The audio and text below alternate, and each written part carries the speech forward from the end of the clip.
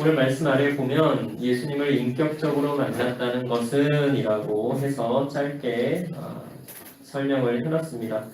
이것이 전부는 아닌데 우리가 예수님을 인격적으로 만났다라고 하면 가장 먼저 시작되는 게 나의 죄를 예수님 앞에 고백하면서 나아간다라고 하는 겁니다. 무슨 얘기냐면 회개하게 된다는 거예요. 예수님을 만나게 되면. 그렇게 우리가 인격적으로 예수님을 만날 수 있기를 소망합니다. 오늘 말씀의 제목이 뭡니까? 사도 바울의 당당함입니다. 우리가 읽은 말씀에서도 보면 사도 바울이 뭐라 그래요? 내가 죽을 죄를 지었으면 당연히 죽겠다. 그런데 나는 그런 죄를 지은 게 없다. 그래서 가이사 앞에 가서 내가 재판을 받을 수 있게 해달라. 나는 가이사 앞에 가서 재판을 받겠다고 이런 식으로 지금 얘기를 하고 있는 거예요. 사도 바울이 예수님을 만나기 전에는 어떤 사람이었어요? 어떤 사람이었는지 우리가 대략적으로 압니다. 그렇죠. 제가 몇 번을 얘기를 했기 때문에. 그러면 말씀의 근거에서 한번 봅시다. 빌립보서 3장 5절에 어떻게 나와 있냐면 그는 8일 만에 할례를 받았고요. 이스라엘 족속이고 베냐민 지파이고 히브리인 중에 히브리인이고 바리새인 중에 바리새인이라고 본인이 직접 그 개종 전에 예수님 만나기 전에 자신의 그 이력에 대해서 이야기를 하고 있습니다. 그래서 이것을 조금 간략하게 쉽게 외우기 위해서 어떻게 외웠냐면 8이베히바 이렇게 외웠습니다. 저는 8이베히바 그렇죠? 8일 만에 이스라엘 족속 베냐민 지파 히브리인 중에 히브리인 바리새인 중에 바리새인 그래서 8이베히바 여러분들 암기 과목할 때도 이렇게 외우면 조금 쉬워요. 자 그리고 그가 당시에 가말리엘이라고 하는 최고의 율법학자가 있었어요. 그 가말리엘이라고 하는 최고의 율법학자에게 그가 배웁니다. 그런데 이 가말리엘이라고 하는 사람한테는 아무나 배울 수 있는 게 아니에요. 돈이 많고 권력이 대단하다고 다 뽑히는 게 아니라 그때 시험인지는 모르겠지만 시험은 따로 없겠지만 아무튼 누구나 다 그렇게 가말리엘이라고 하는 대단한 율법학자한테 배울 수 있었던 건 아니지만 사도 바울은 그 사람에게 배웠다라고 하는 거예요. 그러면 그 사람한테 배웠다라고 하는 것 하나만으로도 이미 그 바리새인들 중에서는 그 유대인들 중에서는 이미 그러니까 우리가 우리나라에서 최고의 대학 하면 보통은 서울대라고 하잖아요. 그러니까 누가 서울대 나왔어 하면 그래 그냥 인정해 주는 것처럼 당시에 사도 바울도 가말리엘이라고 하는 선생님한테 배웠습니다 얘기하면 그냥 그걸로 끝인 거예요. 더 이상 물어볼 필요도 없는 거야. 이 사람은 최고의 선생한테 배웠으니 이 사람 또한 최고의 율법학자이겠거니 그렇게 이제 인정을 하게 되는 상황이었습니다. 그리고 그는요 태어나면서부터 로마 시민이었어요. 보통 이 시대에 로마의 지배를 받고 있었던 이스라엘이기 때문에 돈이 좀 있거나 권력이 있는 사람들은 로마 시민권을 돈을 주고 샀습니다. 왜 돈을 주고 로마 시민권을 샀을까요? 로마 시민이라고 하면 혜택이 많아요. 근데 로마 시민이 아니면 핍박을 많이 받아요. 그러겠죠. 로마의 지배를 받고 있으니까. 그래서 로마 시민권을 돈을 주고 사는 상황이었는데 사도 바울은 이미 태어나면서부터 로마 시민권이 있었던 대단한 사람이었던 겁니다. 그럼 그가 예수님 만나기 전에는 율법에 대해서 아주 특심이었어요. 그래서 예수를 믿는 사람들을 어떻게 해요? 잡아 죽입니다. 그런데 예수님을 그 믿는 사람들을 잡아 죽이러 가는 길에 다메섹이라고 하는 곳에 가는 길에 예수님을 만납니다. 그래서 우리가 다메섹 도상에서 사도 바울을 만나주신 예수님 그렇게 우리가 얘기를 하죠. 다메섹 도상에서 가는 길에 그리고 예수님을 만난 다음에 어떻게 됩니까? 이 사람이 예수 믿는 사람을 잡아 죽이던 사람이 예수 믿으세요 하고 완전히 바뀝니다. 하루아침에. 그래서 사람들이 그를 믿어요? 안 믿어요? 처음에 못 믿어요. 나같이도 못 믿어요. 그렇죠? 어쨌든 그가 예수 믿는 사람을 잡아 죽이던 그가 예수님을 인격적으로 만나고 나서는 예수 믿으십시오 하는 복음이신 예수를 전하는 사람으로 완전히 달라졌다고 해요. 완전히 바뀌었어요. 사람이. 어떻게 이런 일이 일어날 수 있겠습니까? 하나님이 하시면 하실 수 있는 거예요. 예수님이 하시면 하실 수 있다. 우리가 이렇게 생각하면 됩니다. 그렇게 해서 그가 몇 차례에 걸쳐서 보통은 3차 전도 여행 이렇게 이야기를 합니다. 1차, 2차, 3차 세 차례에 걸쳐서 전도 여행을 다녔다라고 하는데 저는 사실 이 전도 여행이라는 말이 사실은 마음에 좀 안 들어요. 왜냐면 우리가 여행이라고 하면 어떤 생각이 들어요?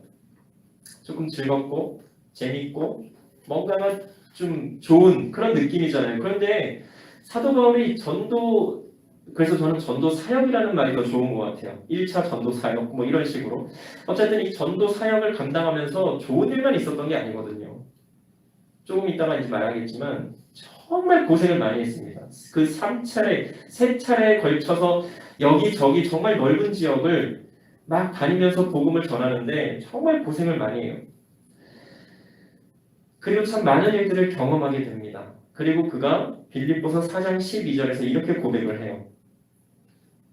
나는 비천에 처할 줄도 알고 풍부에 처할 줄도 알아. 모든 일, 곧 배부름과 배고픔과 풍부와 궁핍에도 처할 줄 아는 일체의 비결을 배웠노라.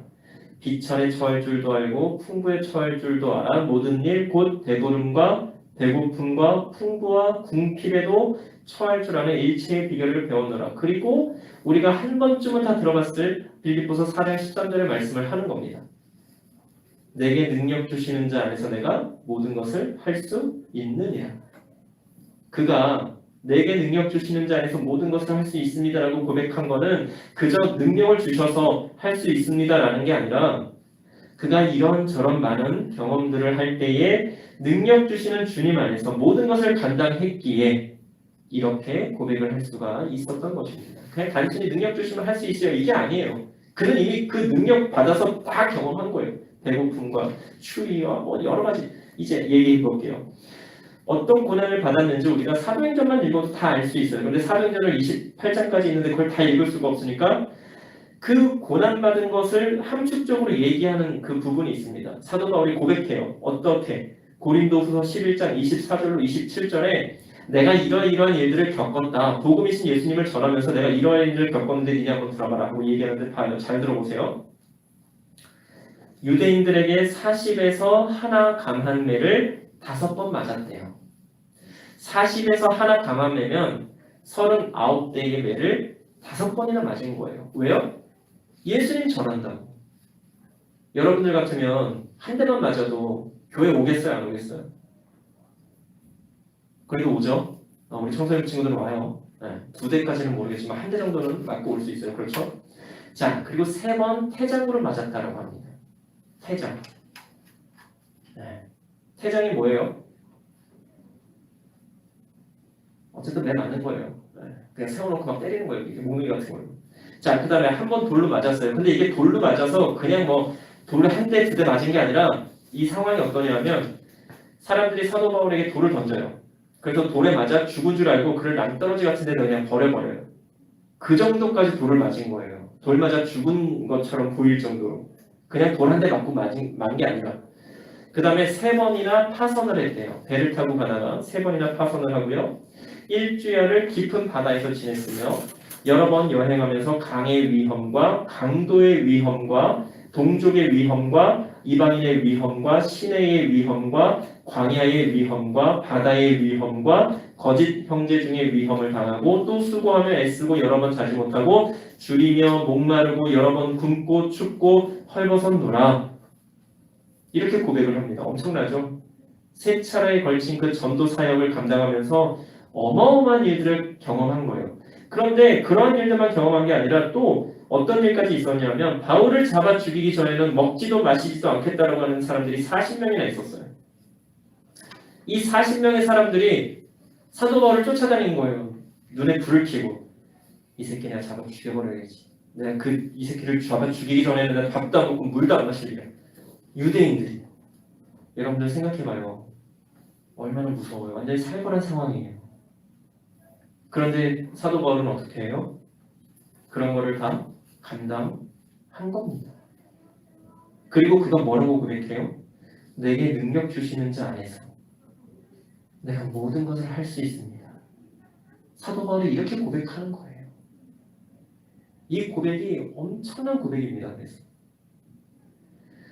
그리고 그렇게 고생한 사도 바울이 총독 벨릭스와 베스도 그리고 분봉왕 아그리빠 왕 앞에 서게 됩니다. 이 벨릭스는 누구냐면 유대의 11대 총독인데요. 이 사람은 바울이 무죄하다는 사실을 알았어요. 알았지만 유대인들의 환심을 살려고 그리고 이 사람이 돈을 좀 좋아했나 봐요. 그래서 뇌물이라도 받게 될까 봐 바울을 2년 동안 감옥에 가둡니다. 그리고 이런저런 얘기를 막 물어봐요. 그리고 어느 정도의 자유도 허락해요. 왜? 바울한테 죄가 없는 걸 너무나 잘 알기 때문에. 근데 왜 잡아놨다고요? 유대인들에게 환심을 사기 위해서. 그리고 그를 이어서 이제 베스도라고 하는 인물이 총독이 돼요. 이 사람도 크게 다르진 않았어요. 이 사람도 바울이 무죄하다는 걸 알고 있었어요. 그래서 이 사람은 그래도 벨릭스보다는 좀 나은 총독이었어요. 베스도라고 해서 벨릭스 다음에 총독이 됐지만 어쨌든 그래서 이 사람은 로마 황제 앞에 가이사에게 사도 바울이 재판을 받을 수 있도록 그렇게 이제 행정적으로 도움을 주는 사람이었다고 합니다.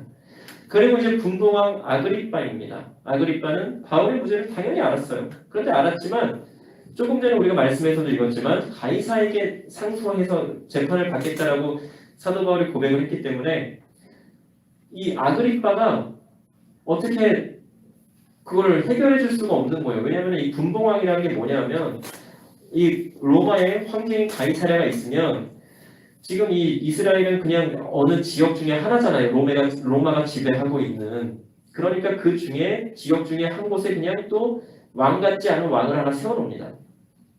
그래서 그냥 네가 거기는 좀 네가 알아서 다스려. 근데 네 맘대로가 아니라 누구 맘대로 내가 가이사랴에 대해 황제인 로마의 황제인 내가 하라는 대로만 해. 그러니까 우리가 뭐 잘 알지 모르겠지만 바지 사장이라고 있어요. 그냥 사장인데 사장이 아니야. 네.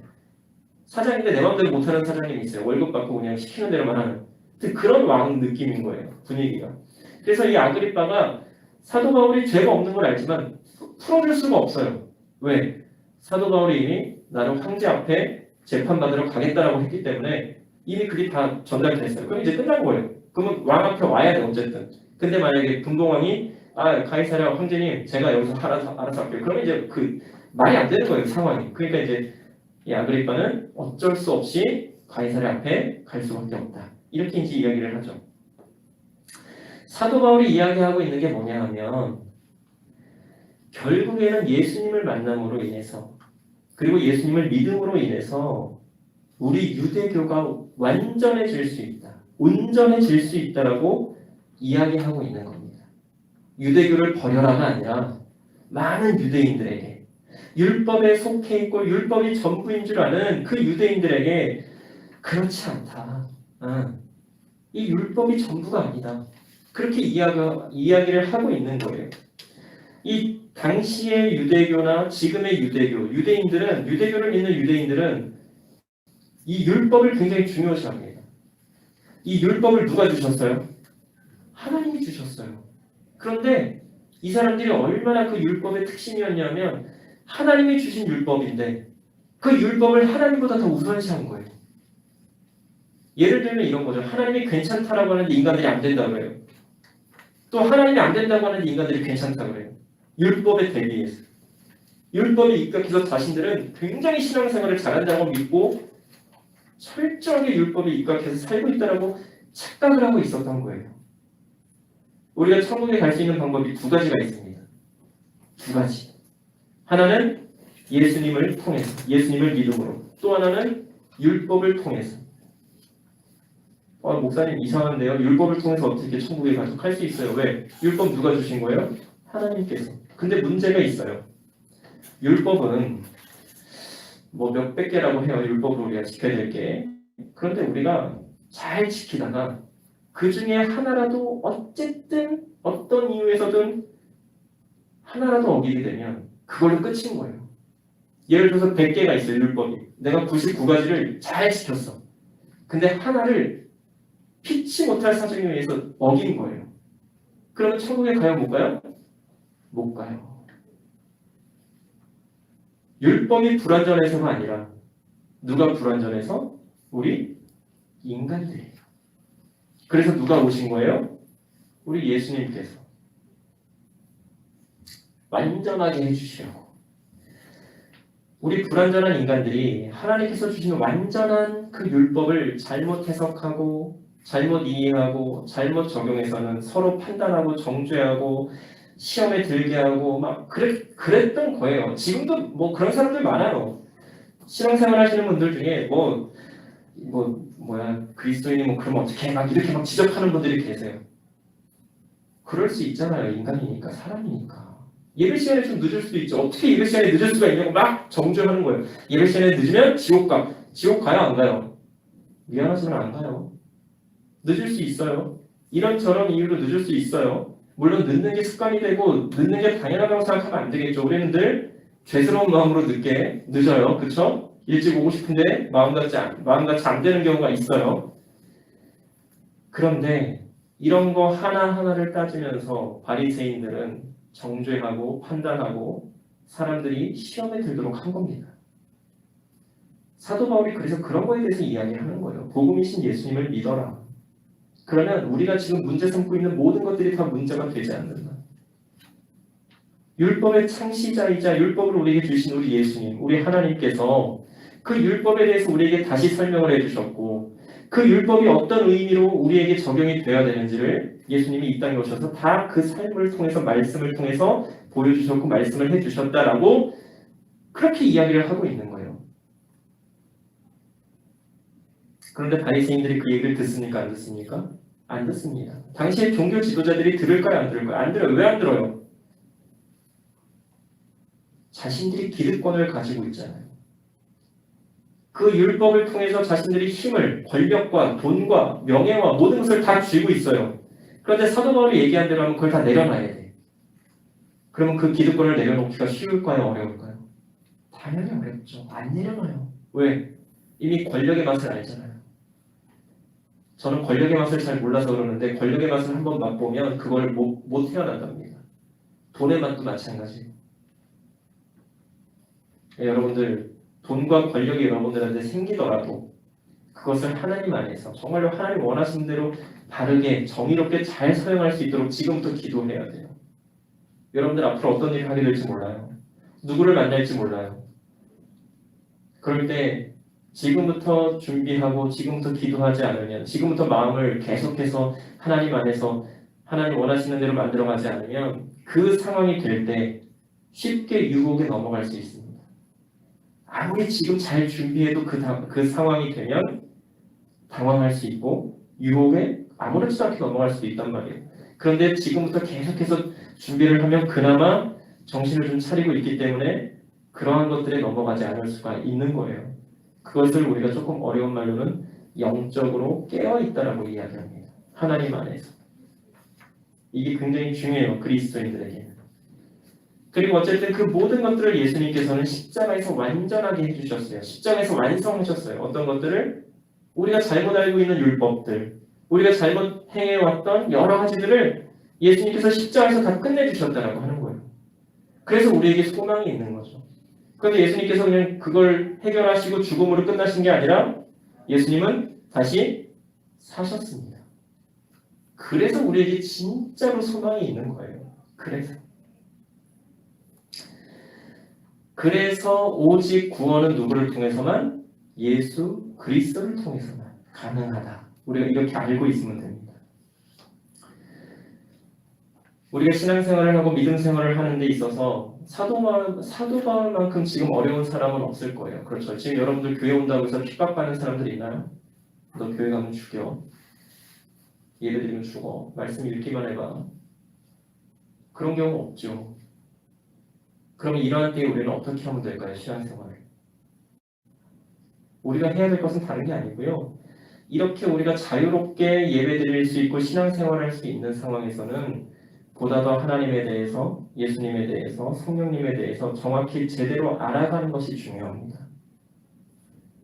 지금 이렇게 자유롭게 말씀 읽을 수 있고 기도할 수 있고 예배드릴 수 있는 상황이라면 그러면 우리가 할 수 있는 건 다른 게 아니에요. 보다 더 정확하게 알아가는 거예요. 그리고 우리의 삶을 통해서 혹시 기회가 된다면 우리와 함께 하시는, 내가 믿고 따르는 우리 예수님을, 하나님을 전할 수 있는 우리가 그런 사람들이 되면 되는 거예요. 우리 예수님께서 우리에게 원하시는 건 다른 게 아닙니다. 우리의 삶에서 예수님이 드러나게 살면 되는 거예요. 무슨 얘기냐면 저도 여러분들 만날 때 교회를 다녔어요. 그리고 청년 때에도 교회를 다녔고요. 제 친구들은 믿지 않는 친구들이 좀 많았습니다. 근데 그 친구들이 인정해 주는 게 하나가 있었어요. 제가 얘기를 계속했지만 초등학교 5학년 이후로 축구 선수 안 시켜준다고 제가 막 시험지 100지 내고 공부 안 했다고 했잖아요. 공부를 안 했으니까 당연히 못했겠죠. 맨날 뒤에서 놀았어요. 근데도 친구들이 인정해주는 게 딱 하나가 있었어요. 재영이는 주일에는 교회 간다. 그리고 재영이는 정직하다. 요거는 인정을 해주더라고요.